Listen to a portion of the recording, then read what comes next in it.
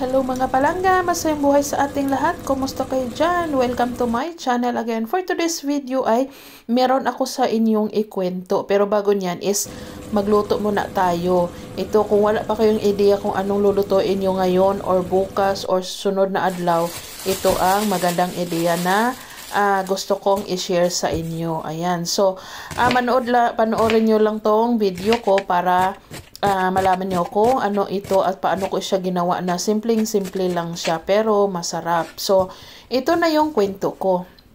Alam nyo, maraming mga kababaihan ngayon na yung single mom, 'di ba? So, yung iba is choice nila, yung iba naman is yung napilitan lang, ganyan. So, meron akong kwento na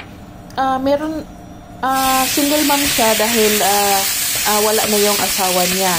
Tapos meron siyang mga anak. Tapos meron siyang pera kasi merong pension yung asawa niya. So itong asawa niya is nawala na nga. So ngayon meron siyang nakilalang lalaki. Tapos itong lalaki na to is naano siya kasi mabait siya, ganito ganyan.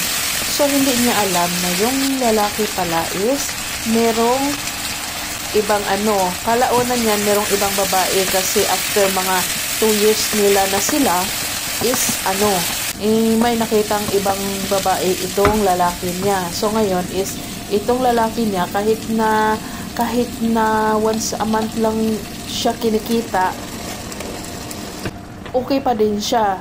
Sabi nga niya, pinagpalit daw niya yung mga anak niya sa lalaking to. Binibigyan niyang pera pagkadating nung pera niya, kada buwan binibigyan niya, tapos binibigay niya doon sa lalaki niya. Mas malaki pa yung binigay sa lalaki niya kaysa sa pera na gagamitin niya sa the whole month, o 'di ba?